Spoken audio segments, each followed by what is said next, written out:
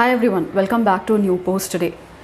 It is always said that the youth is the hope of the future, and somebody rightly said that we cannot always build the future for the youth, but we can always build our youth, make them ready for the future.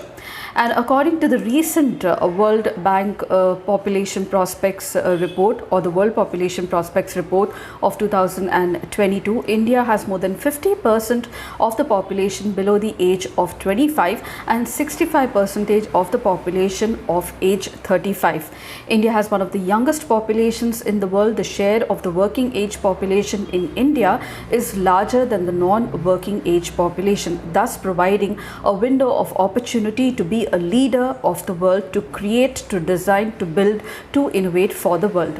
It is this opportunity of what is called as the demographic dividend that can be utilized efficiently to tap the growth of the nation, or to increase the growth of the nation. Therefore, it is essential to understand the dynamics of the youth perception and their preferences, and also to skill them appropriately to make them healthy, to make them capable to take forward the growth of the country in the future, and to establish, and it is most important needed to establish national policies, and also to frame a particular framework to facilitate an environment to utilize the potential of the youth, and also to create the environment so that they can use their potential to create a better future for the coming generations. So now the National Youth Policy of 2014 defines youth as the age group, the population between the age group of 15 to 29 years. The definition of youth hasn't been constant. According to the National Youth Population of 2003, it was from 15 to 35 years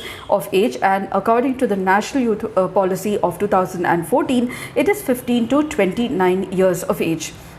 Now, to reap the benefit of this youth population, the family, educators, policymakers and broader community have a very important role to play. There is a need for appropriate policies, programs, substantial investments in the youth, and to also take the relevant steps to shape them in competent resources. And if this is not done, then it will become very difficult for the country to attain its goals that it wants to reach. And India wants to be a developed country by the year 2047, and it's all the most important to utilize this capacity of the young age population of the country. Youth is the most energetic, and they are the most productive section of the society. The country's ability and the potential to grow, the country's potential to innovate, for research and development, to design, to produce more, is determined by the strength, the educational qualities of this youth population. It is believed that developing countries with a large youth population could see tremendous growth in the future, provided they invest the right amount in the young people's education, healthcare, protect and guarantee their rights, and also to utilize their potential in the right path. It is undoubtedly to be said that today's youth generations are the tomorrow's innovators, cultivators, creators, builders, and also the leaders. Engagement of the youth plays a very important role. So why am I speaking so much about the youth? It is because a new autonomous body called as Mera, Yuva, Bharath is going to be set up by the government of India. The cabinet has taken this decision to set up a new autonomous body especially for the youth, and we are already having the youth Sammelan that is being conducted by the government recently. So engagement of the youth is really critical. Why is the government thinking so much about the youth? Because they are the critical thinkers. They have the capacity to identify and to challenge the existing power structures, and also the barriers to change, and expose the biases and contradictions. They are the change makers in the society. They have the power to act and to mobilize others. Youth activism is on the rise in India and also the world over. We can see many young people coming forward to fight against climate change. Innovators, they bring really fresh perspective ideas. The young people always have enough knowledge to direct this, and also the insights into issues that are not accessible usually to the adults. Communicators, the young people are very good communicators as in their agenda to their peers, and also the communities at the local level as well as across countries and the regions. They are the leaders. When the young people are empowered with the sufficient knowledge, rights, and also supported to lead their leadership skills, they can be a change in the communities and the countries.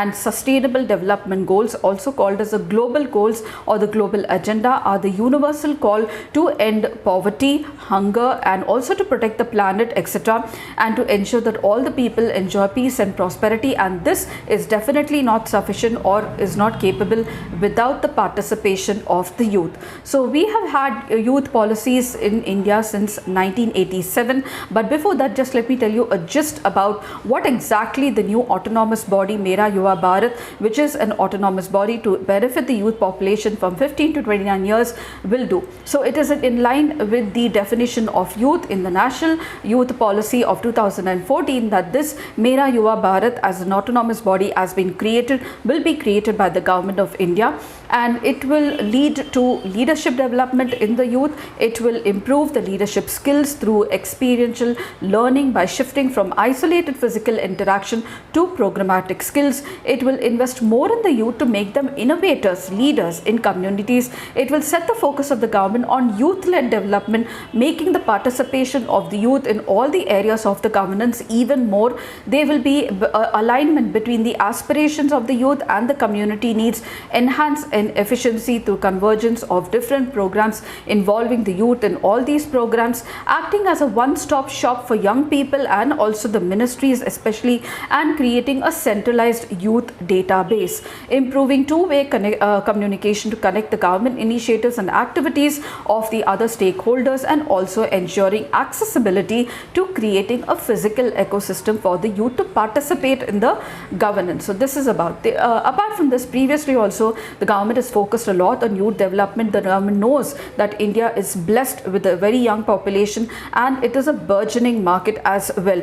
It is this labor which is going to fuel the growth of India towards 2047. There was no youth policy previously until 1987, but youth has always been a concern of the Government of India. Various development programs have been started and undertaken by the Government of India, like the National Cadet Corps, the National Service Scheme, Nehru Yuva Kendra Sangathan, and the scheme for financial assistance to the NGOs engaged in youth development. The recent National Youth Policy of 2014 has priority areas like education, employment, skill development, entrepreneurship, health and lifestyle skill, sports development, promotion of social values, community engagement, participation in politics and governance, youth engagement and inclusion, and social justice.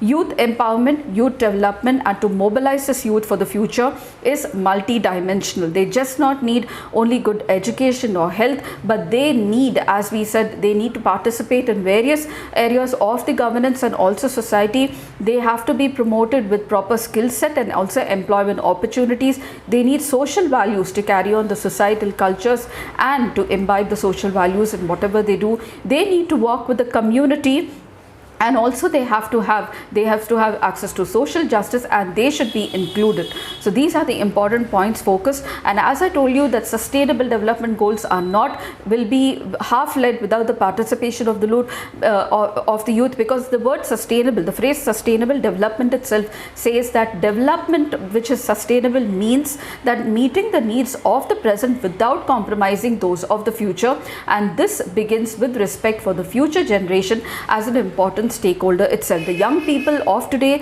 will mature in the coming years alongside sustainable development goals. They are the people who will experience the failure or the success of the SDG 2030 agenda and also play an important role in achieving these goals. And that is why it is very important to engage this youth, empower them with a proper skill set, social justice, rights, priorities, entrepreneurship, and various avenues that are needed to tap the potential and to make them the makers of this developed India by 2047. The young people definitely have a key role to play, and this is about the new autonomous body that was formed that is going to be formed by the Government of India, and a really a small gist of why the youth is really important. And definitely we need to analyze, are we really doing enough for the youth to be the change makers of tomorrow? So this will be definitely an analytical question. And also, numbers just don't matter, but what is the government doing to make use of these numbers until 2047 is the much bigger question. And I hope this information was really helpful to you all. If you did, please do like, share, subscribe, and do not forget to comment. And until then, happy learning. I shall see you in my next post.